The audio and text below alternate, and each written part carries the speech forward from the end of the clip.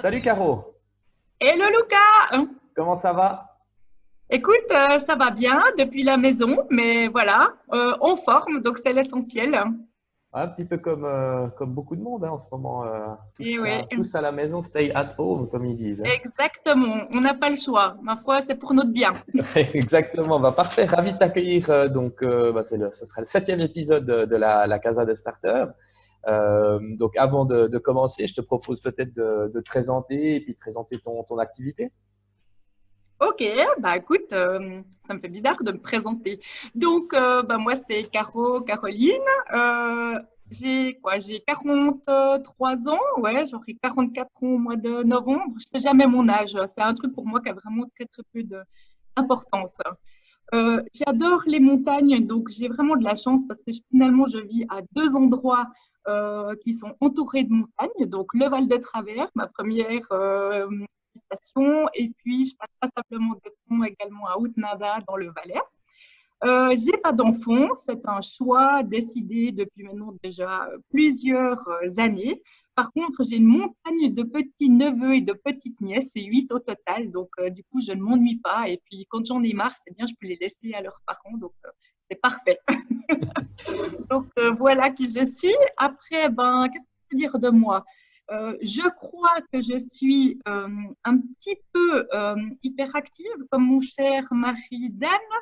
Pas forcément de la même manière que lui, mais enfin, autant à titre privé qu'à titre professionnel, je n'arrive pas à m'arrêter. Donc, c'est non-stop, il n'y a jamais de pause chez moi.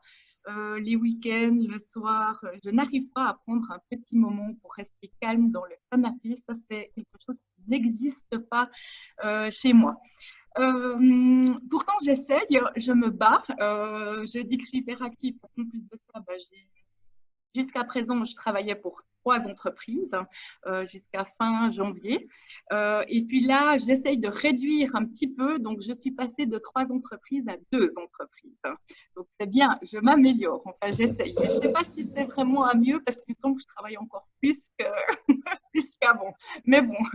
Donc, bah, au niveau professionnel, on va dire que j'ai principalement deux activités. Ma première activité principale qui maintenant, ben, ça fait déjà un petit moment, ça fait presque 20 ans l'année prochaine. Donc, je suis indépendante. Ma société s'appelle Formabox. Je suis spécialisée dans le domaine de la bureautique. J'ai un magnifique métier parce que finalement, j'aide les gens à se simplifier la vie dans leur quotidien au niveau de l'utilisation de tous les outils, essentiellement Microsoft, donc passant de Word, Excel, Outlook, PowerPoint, et j'en passe. Donc, je fais ça sous la forme de formation et puis de coaching. J'interviens dans la Suisse romande, essentiellement, on va dire quand même en général pour des grandes entreprises, des centres de formation. Donc, ça, c'est mon activité je dirais, qui couvre quand même bien un bon 60%. Et puis en parallèle de ça, ben, on a créé une entreprise avec Dan, ben, ça va faire 2 ans au mois de mai, Starterland, mais qui est déjà même un peu plus vieille parce qu'on avait déjà démarré avant, mais officiellement c'était en mai il y a 2 ans en arrière. Et puis dans l'activité Starterland, j'interviens essentiellement dans la partie créative. Donc ça, c'est ma deuxième facette, c'est que j'ai une partie formatrice que j'adore bah, par rapport à mon activité chez Formabox. Et puis, ma deuxième activité, c'est... Bon, donc nous avons eu un petit problème technique, donc j'espère que ça ne continuera pas. Donc, je continue avec ma partie présentation, donc au niveau des activités professionnelles, donc pour Starterland, qui est donc l'entreprise bah, qu'on a créée avec Dan au mois de mai, il y a maintenant donc 2 ans. Et pour Starterland, j'interviens à peu près, on va dire, entre 1 et 2 jours par semaine pour toute la partie, on va dire, aspect créatif. Donc, j'interviens régulièrement auprès de mandats pour des clients. Je crée ben, des projets, ça peut être soit des concepts complets, pas mal d'identités visuelles, graphiques, tout ce qui est création de sites internet. Bah, c'est ce que je fais régulièrement, que ce soit pour des clients ou bien également bah, finalement pour nos propres entreprises. Donc voilà, j'ai juste deux métiers absolument magnifiques et qui me passionnent. Le premier qui est toute la partie formation, de pouvoir aider les personnes. Et puis la deuxième, qui est mon côté aussi très créatif, bah, où je peux créer quasiment tous les jours. Donc, je m'éclate dans mes deux jobs. Ok, super. Merci pour cette présentation. Du coup, je rebondis par rapport à ce que tu as dit. De quelle manière est-ce que tu as pu adapter ton business face à cette crise? Alors, je dois dire que par rapport à mon activité pour Formabox, c'était vraiment pas évident. Pour moi, ça a été vraiment une grosse claque parce qu'en fait, ça fait maintenant un mois, jour pour jour, que je suis en arrêt complet d'activité. Donc, c'était difficile parce que je suis quelqu'un, comme j'ai dit, quand même de très active. J'avais un agenda qui était rempli, mais rempli à 100%. Donc, je commençais vraiment à stresser parce que j'avais même plus une demi-journée à proposer à mes clients jusqu'aux vacances d'été. Donc, je commençais à transpirer. Et puis, il y a un mois en arrière, j'ai mes premiers clients qui ont commencé à me contacter et puis à m'annuler ou à me reporter les cours, puis un deuxième, puis un troisième. Et ça fait un mois maintenant que je me retrouve à la maison avec zéro activité au niveau de la formation. Donc, très difficile à accepter au début parce que je suis quelqu'un qui adore le contact. Donc, de se retrouver à la maison d'un jour à l'autre. Alors, les 2 premiers jours, ça va, cool. Le troisième jour, OK. Et le quatrième jour, ça commence à devenir un peu chaud. Donc, voilà. Mais après, en même temps, on n'a pas tellement de choix. J'espère que ça ne durera pas trop longtemps. Mais voilà, je veux dire, c'est clair, c'est chaud. Moi, je suis vraiment dans une activité où je travaille comme je l'ai dit, essentiellement avec des grandes entreprises sur toute la Suisse romande. Donc, c'est clair, les grandes entreprises, soit certaines, elles ont carrément fermé leur activité, ou bien d'autres, ils sont vraiment en mode hyper restrictif. Ils travaillent depuis la maison ou au travail, mais uniquement avec les personnes internes. Et puis, voilà, donc c'est relativement chaud. Maintenant, j'ai je dirais, de la chance dans tout ce malheur, c'est que j'ai la deuxième activité justement pour Starterland. Et là, j'ai passablement de mandats pour des clients où c'est vraiment du travail que je peux faire à distance. Donc, heureusement, je ne suis pas sans job et j'ai quand même la possibilité de faire quand même quelque chose. Mais voilà, pour moi, c'est le côté quand même très frustrant, c'est de ne plus pouvoir donner de la formation quand on fait ça quasiment tous les jours. Ça fait bizarre quoi, de se retrouver à la maison tous les jours. Ok. Et du coup, tes clients, j'imagine que peut-être il y a des demandes dans ce sens-là, justement par rapport à ton autre entreprise que Starterland, des demandes éventuellement de formation digitale via des plateformes telles que Zoom. Est-ce que c'est des choses qui sont du coup proposées par toi, qui sont accueillies avec plutôt plaisir, ou bien les clients sont plutôt, les personnes sont plutôt fermées par rapport à cette digitalisation des formations? Alors, au départ, donc on va dire qu'il y a maintenant déjà 3 semaines en arrière, j'ai quand même déjà quelques clients qui m'ont directement contacté et puis que je voyais qu'il y avait vraiment une envie justement d'essayer de proposer des choses nouvelles avec de la formation en ligne à distance. Mais ça, c'était au début et tout le monde était très motivé, mais j'ai l'impression vraiment que ils ont de la peine à passer puis vraiment à concrétiser, on va dire, les choses. Alors pourquoi? Je pense qu'il y a plusieurs points. Le premier, je pense, c'est qu'on a quand même ce souci de technique, problème technique qu'on rencontre tous. Là, je pense que les réseaux sont tous suroccupés. Et puis, du coup, c'est clair que moi, j'ai quand même fait plusieurs tests de formation justement à distance que je pourrais assumer auprès de mes clients. J'ai fait une formation justement pilote avec l'équipe de chez MES Gestion. Et puis, c'est clair que ça marche bien. Il y a la possibilité de faire des choses. On a vraiment des outils qui sont pour ça super efficaces.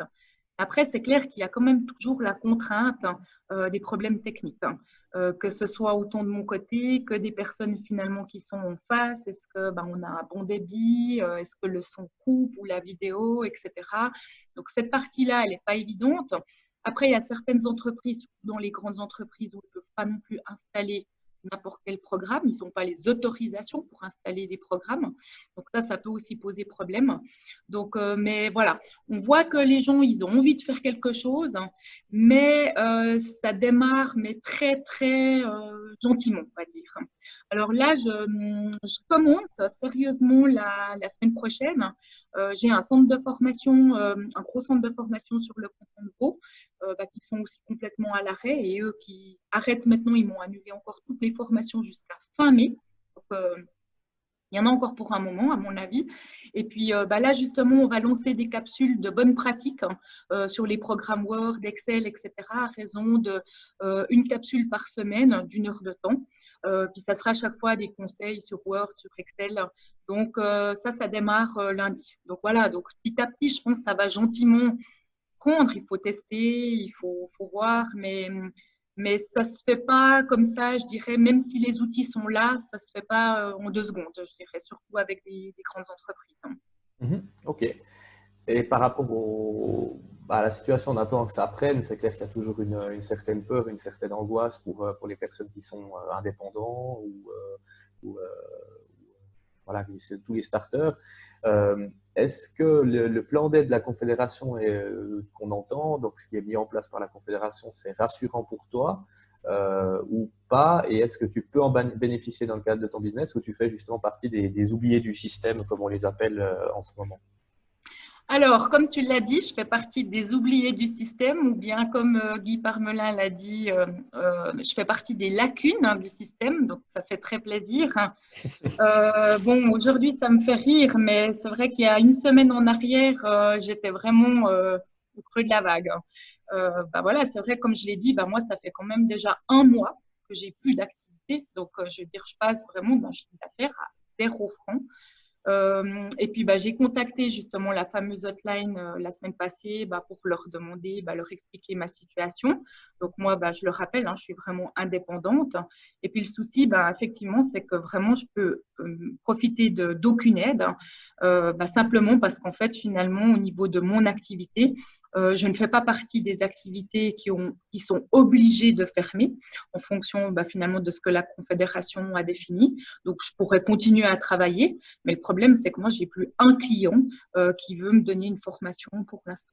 Donc, par ce fait, finalement, je peux disposer d'aucune aide. La seule chose que je pourrais bénéficier, donc là, je suis sur le canton de Neuchâtel, c'est un prêt au niveau du canton, je crois qu'il va jusqu'à 15 000 francs, sans intérêt et remboursable. Maintenant, je ne sais plus, je sais plus si c'est 1 année et demie ou 2 ans. Donc voilà, mais ce n'est pas le but non plus de m'endetter, puis encore d'être embêté plus tard, quoi. Donc c'est assez chaud.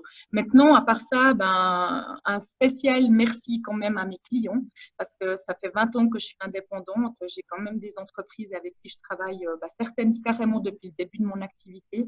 Et à part ça, chapeau quand même parce que ces clients-là, il y en a plusieurs qui comprennent ma situation et puis qui ne veulent pas me mettre dans le caca, on va dire. Et du coup, j'ai de la chance parce que, par exemple, au mois de mars, j'avais 2 mandats pour 2 grosses entreprises et ces 2 grosses entreprises m'ont autorisé de facturer tous les cours comme si je les avais donnés et puis de les décaler après tout au long de l'année pour pas que je sois embêtée financièrement. Donc là, ça me laisse un peu de marge. Donc voilà, mais donc je les remercie infiniment parce que franchement, si je n'avais pas des sociétés comme ça, je serais vraiment dans la M.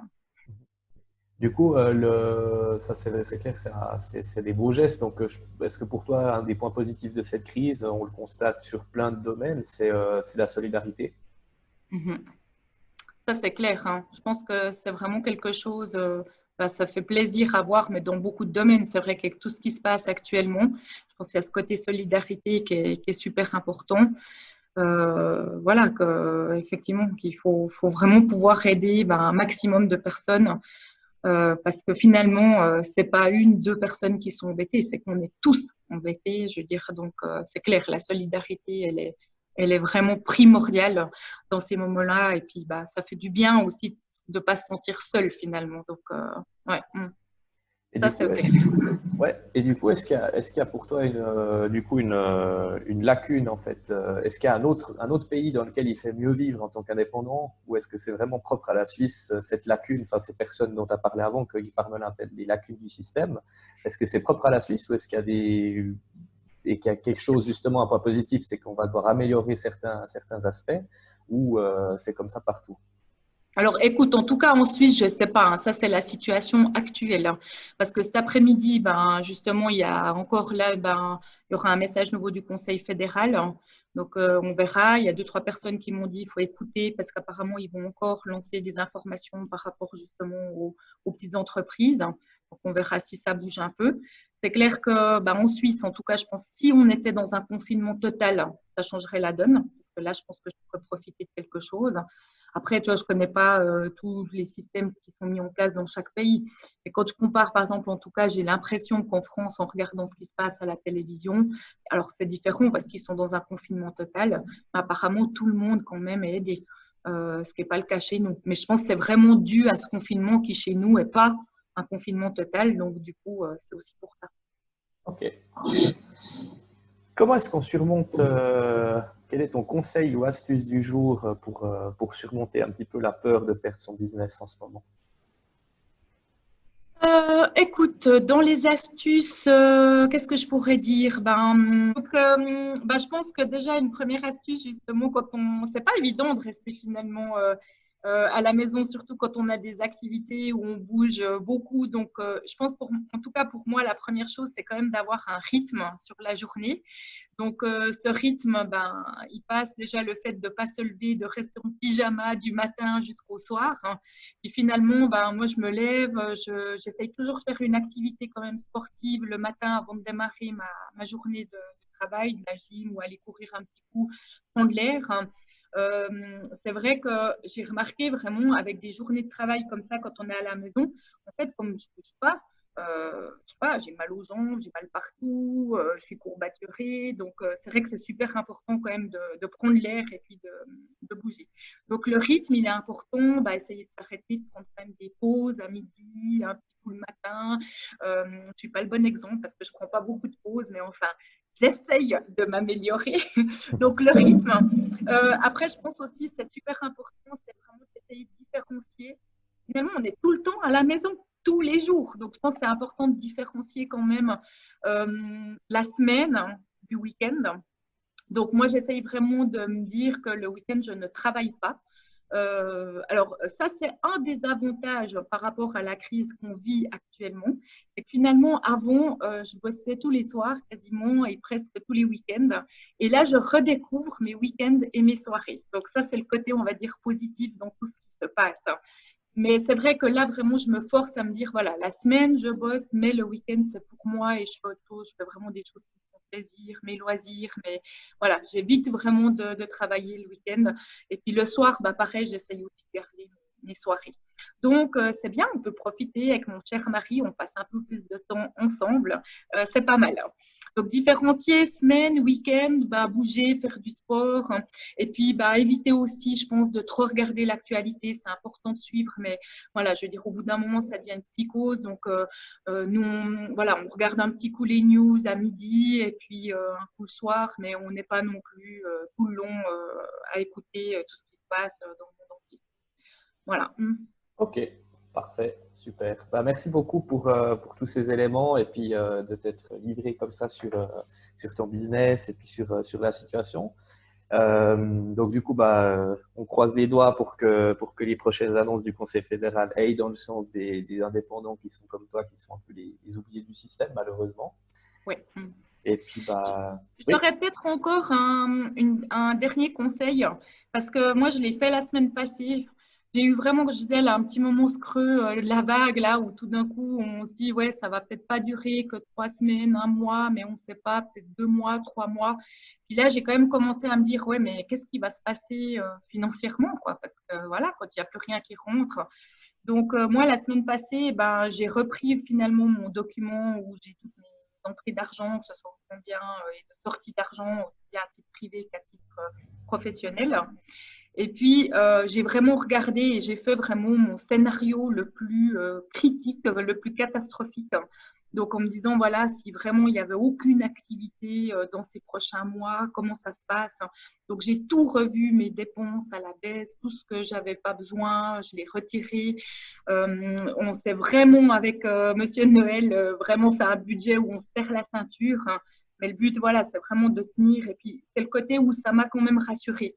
Parce que finalement, je me suis rendu compte que vraiment, en minimisant vraiment ces dépenses, j'ai de quoi quand même tenir plusieurs mois financièrement.